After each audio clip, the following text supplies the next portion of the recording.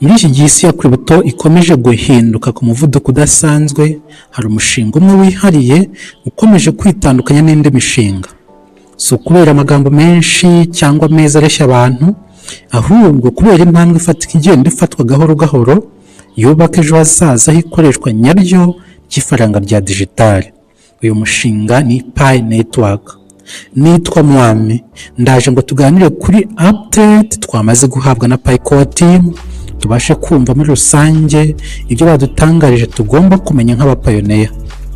Mu ntangiriro za 2026 uyu mwaka, Pi Network yongeye gutangaza inkuru ikomeye cyane ishobora kudahita isobanuka neza ku bantu bose, ariko mu by'ukuri ikaba ari imwe mu ntambwe zikomeye mu rugendo rwo kubaka ecosystem irambye, ikoreshwa kandi ifunguriwe n'abantu bose.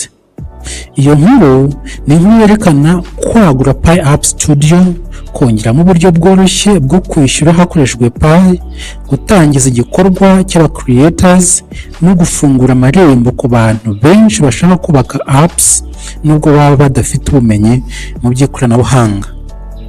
Iyo turebye inyuma gato, Pi Network yatangiye nk'umushinga ugamije guha abantu basanzwe amahirwe yo kwinjira muri crypto batiriwe basabwa mudasobwa zikomeye cyangwa ubumenyi buhambaye. Ariko imyaka yagiye ishira, byagaragaye ko intego nyamukuru itari ugucukura coin gusa, ahubwo hari ugushyiraho urufatiro rw'ubukungu bwuzuye, aho Pi ifaranga rikoreshwa mu buzima busanzwe. Icyo nicyo gituma buri ntambwe Pi Network ifata ijya aho ihuriye no kongera utility, si ukongera amagambo, speculation no ku masoko gusa. Pi App Studio rero ni igikoresho gikomeye cyane muri uru rugendo, gifasha abapioneer kwibakira ama-app. Mu gutangira umwaka wa 2026, Pi App Studio yatangije impinduka 3 z'ingenzi zifitanye isano, arizo igikorwa kigamije abacreators bose b'umuryango wa Pi Network, uburyo bushya bwo kwishyura hakoreshejwe Pi mu ma-app yubakwa muri App Studio, ndetse n'uburyo bwo gukora no kohereza app utishyuye Pi, ahubwo ukareba amatangazo apps. Kandi ibi byose byateguwe hagamijwe ikintu kimwe: gufungura abantu benshi amarembo yo guhanga, kugerageza no kubaka porogaramu zifite umumaro, bityo Pi ikarushaho gukoreshwa mu buryo bufatika. Reka duhere ku gikorwa cyabaye igicumbi cy'iyi gahunda. Pi Network yashishikarije abapioneer bose kugira uruhare mu gikorwa cyihariye kigamije abacreators, aho basabwe gutanga ibitekerezo byabo, kugaragaza app bakunda cyangwa babona zifite umumaro muri Pi App Studio binyuze muri survey ngufi. Ibi ntibyari ugusaba ibitekerezo gusa, ahubwo byari uburyo bwo kumva ijwi ry'umuryango, kumenya icyakorwa neza, icyakosorwa n'icyatezwa imbere. Mu rwego rwo gushishikariza abantu benshi kwitabira, Pi Network yateganyije ko abantu 1000 ba mbere bazatanga ibisubizo byujuje ibisabwa bazahabwa Pi credits 5 zikoreshwa gusa muri Pi App Studio mu kubaka no guhindura apps zabo. Izi Pi credits zifite umumaro munini cyane. Kubera iki? Kuko muri Pi App Studio buri gikorwa cyose cya AI, buri iteration, buri deployment ya app bisaba Pi. Ku muntu ushaka kugerageza kugenzura ibitekerezo bye no gukora amakosa akiga, ibi byashoboraga kuba inzitizi.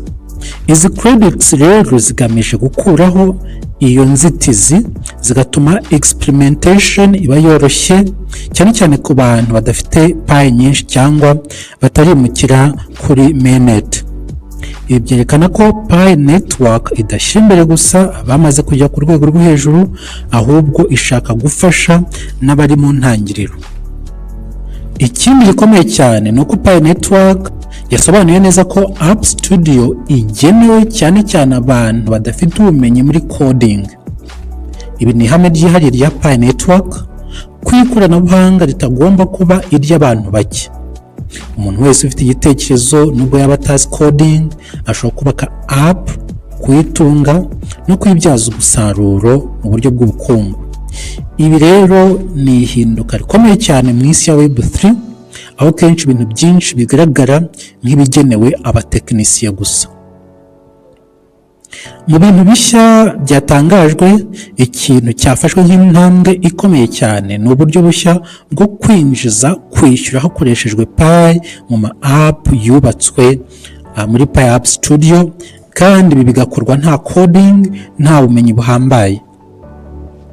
Muri rusange, kwinjiza payments muri app na crypto bisaba igihe, amafaranga n'ubumenyi.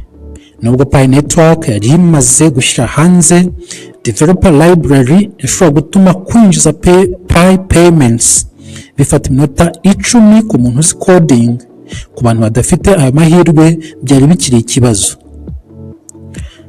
Pi App Studio rero yafashe icyo gikorwa cyose gikomeye ikigira ibintu byoroshye bigizwe n'intambwe zisobanutse zikorwa mu buryo bwa interactive, aho umcreator ashobora kongeramo Pi payments nk'uko yakongeramo indi feature isanzwe. Mu cyiciro cya mbere cy'iyi feature, payments zikorwa hakoreshejwe test Pi kandi zikoreshwa mu gihe app irimo gukoreshwa muri session imwe. Ibisobanuye ko umuntu ashobora kugura item, gufungura feature yihariye cyangwa kubona inyungu y'igihe gito mu gihe ari gukoresha app. Nubwo purchases cyangwa ibyaguzwe, nubwo izi purchases zidahita zibikwa mu buryo buhoraho mu gihe umuntu yaba agarutse kuri app. Iyi ntambwe ni ingenzi cyane kuko ishyiraho urufatiro rw'ibihe biri imbere, aho payments zizaba zishingiye kuri mainnet. Ibi bifite akamaro kanini ku ba creator. Uwo muntu ashobora kubaka app ifite uburyo bwo kwinjiza amafaranga nubwo yaba atazi coding. Ibi bifungura amarembo y'ubucuruzi bushya bwa digital, aho abantu bashobora guhindura ibitekerezo byabo ubucuruzi bufatika. Pi Network ntabwo ireba app nka software gusa, ahubwo ireba nk'igikoresho cy'ubukungu gishobora gutunga nyiracyo. Ibi bituma ecosystem ya Pi ikura mu buryo burambye. Ikindi kintu cyatangajwe cyashimishije benshi ni uburyo bwo kohereza app iterations itishyuye Pi, ahubwo ureba ads. Ibi rero byatekerejwe cyane ku bapioneer batarimukira kuri mainnet cyangwa badafite Pi zihagije. Iyo balance ya Pi y'umcreator iri munsi ya 0.25 bya Pi, ashobora guhitamo kureba amatangazo aho kwishyura Pi. Pi Network yasobanuye neza ko ayo matangazo cyangwa ads atishyura byuzuye ikiguzi cyo gukora app, yaba API cost cyangwa server costs, ariko ko ari uburyo bwo kugabanya igiciro, gufasha aba creator no gukumira spam n'ikoreshwa nabi. Ibi byerekana ko Pi Network iri gukora ecosystem ifite uburinganire, gufungura amarembo ku bantu benshi, ariko ikanarinda ko platform ikoreshwa nabi. Byongeye, Pi Network yavuze ko ubu buryo bushobora guhindura cyangwa guhagarikwa mu gihe kizaza bitewe n'uko buzaba burambye mu bukungu. Ibi bigaragaza uburyo Pi Network ikora igenzura rihoraho, aho idashyiraho ibintu bidafite ejo hazaza. Iyo dushyize hamwe ibi byose, kwakira feedback y'umuryango, koroshya kwinjiza Pi payments no kwagura uburyo bwo kubaka apps, tubona neza ko Pi App Studio igamije ikintu kirenze gukora app gusa. Igamije kubaka ubukungu bushingiye kuri creativity, aho umupioneer ashobora guhindura igitekerezo cya app ye, app ikabyara utility ikabyara ikoreshwa rya Pi, bityo Pi ikagira agaciro gashingiye ku buzima busanzwe.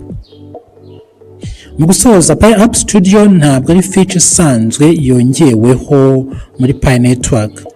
Ni igikoresho cy'ingenzi cyane mu kubaka ejo hazaza h'iyi ecosystem. Ni ikimenyetso cy'uko Pi Network itari umushinga wo gutegereza listing gusa, ahubwo ari umushinga wubaka buhoro buhoro, kubaka witonze kandi ukibanda ku bantu. Mu gihe imishinga myinshi ya crypto ikomeje gushingira kuri hype y'amasoko ndetse n'ama exchanges, Pi network yo irimo kubaka ibintu bifatika, apps, payments, ubucuruzi n'abantu bafite ubushobozi bwo kwihanganira ibyo Pi irimo irakora. Iyo filozofi niyo ituma Pi network ikomeza gutandukana n'indi mishinga ya crypto, kandi Pi App Studio muri mwaka 2026 ishobora kuba imwe mu nkingi zikomeye zizajya nuko Pi izitwara mu myaka iri imbere.